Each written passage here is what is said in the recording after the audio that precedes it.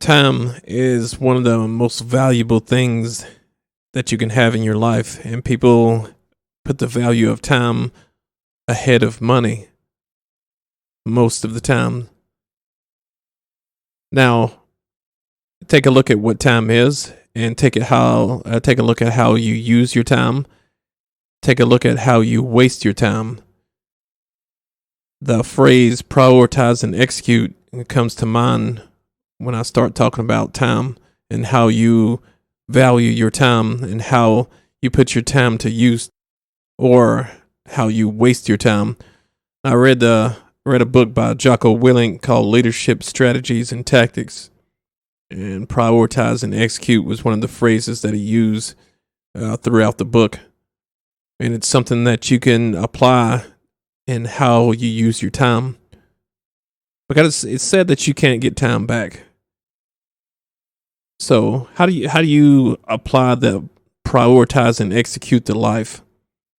Well, take a look at what the definition of prioritize is. Take a definition of what execute means.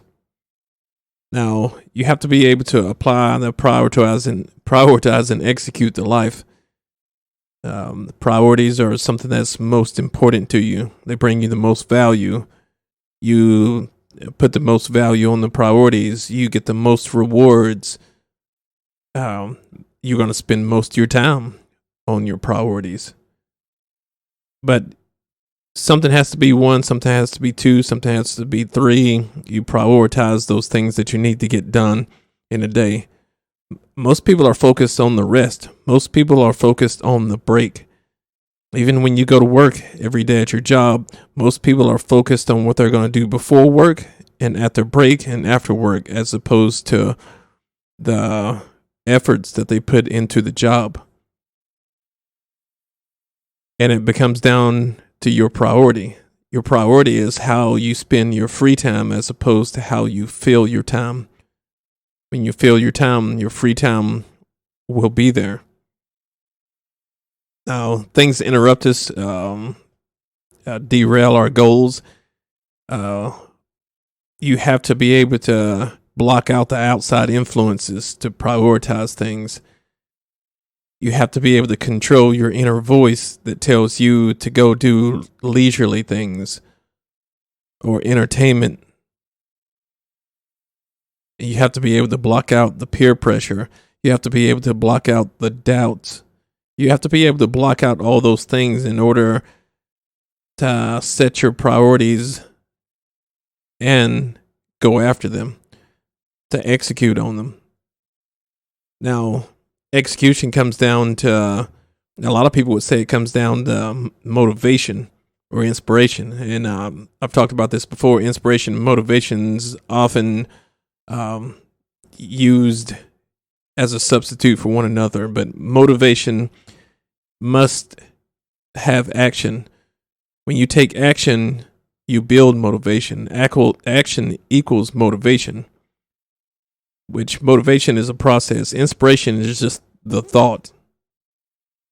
So when you take action, you get motivation. That's why you're sitting around, you just feel that you're not motivated. You're inspired to do things. You're inspired to prioritize the things on your list, but it will not happen until you take action. When you take action, you receive reward, and from that reward turns into motivation. And that's when you start your execution, is when you take action. You start completing your task. Of course, obviously you have to prioritize these things, but you start completing your task. You may have to adapt during these tasks. You may even have to listen to other people or get outside advice on some types of things. You may have to problem solve to get through those. And it takes a fierce conviction when you start to execute.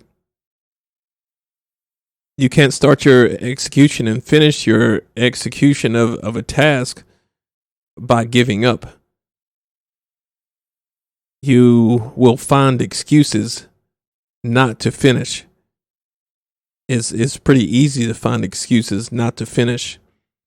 So prioritizing and executing is something that you can incorporate into your everyday life and know the definitions of what prioritization is and what execution is and what's your definition. And it needs to be something that is challenging. It's not something that's going to be comfortable, but it's going to give you a goal to shoot for, something that you strive to work for. And when it becomes normal, you should look back and see the growth. And you should be able to excel from that point forward. You're not going to reach a top level, but you're always going to one up yourself. You're always going to improve on the things that you achieve. Now, that's one way of looking at time is how do you take advantage of that time? How do you fill your time? This is going to fill your time with success. You can start this whether you wake up in the morning or night, but when you wake up, you prioritize and execute on those things. And when do you stop? Well, there's no stopping. There's only stopping when you sleep. A lot of people will say that they're busy. I'm too busy to do this. I'm too busy to do that. I was too busy. Is usually an excuse, but when you actually sit down and you document every second of your day and you evaluate those things, you find out you actually have more time than you think you did. Most of the time people use the excuse of too busy as meaning it wasn't a priority for me. Which if, when people ask me or they invite me different places, if I'm busy doing something, I will tell them that I have other stuff that I need to do. Especially if it's a really high top priority for me to get certain things done. Because when I wake up, I have certain things that I have to get done that day. I'm not going to derail my day to start doing a lesser task, to spend time doing something on a lesser task. Because when you get sidetracked, you may be sidetracked for a day and a half or something. You never know the other things that are going to come into play when you start getting derailed from your current goal. You get derailed from your execution of your task or your goal. So you have to maintain that focus and cut out the peer pressure. Have a strong faith. Have no doubts and move forward. Now, when I talk about the value of time, time is really just a measurement of your day. And I've had this discussion with friends before about the existence of time. We measure the days, we measure our lives, we measure a lot of things on time. Even the Earth or the solar system moving through the universe, you kind of measure time and space. But time is still, it's still a measurement. It's not anything that you can manipulate. You want to go back into time. You want to travel into the future when we only live in the now. Now, what I mean by this is it goes a little bit deeper than a 15-minute episode. But when you think about time and you think about a historic event that's happened, let's take something like Stonehenge. We've studied history over it. We've seen pictures of it. We've even traveled and touched it and been there. Now, do we have to go back in time to see it? No, because it still exists. It exists here on Earth. There, when you get there, you feel the things that went on there. You feel the energy that's there. Now, it's still in existence because nobody tore it down. It is in the now. So there's no such thing as traveling back to the past. You're there where it happened. You're there in a different space because other people aren't there from history. But when you visit certain landmarks, you can feel this energy that's there. And you didn't have to travel forward and you didn't have to travel backward in time to get there because it's in the now. And when you can kind of compare those two together, you kind of have an understanding of what I say about you always should have enough time. The only reason you don't have enough time is because you have to stop and sleep because your body breaks down and you're just worn out. So you need a break. It's one way of looking at it. And like I said before, most people live for the break. You choose to have those breaks.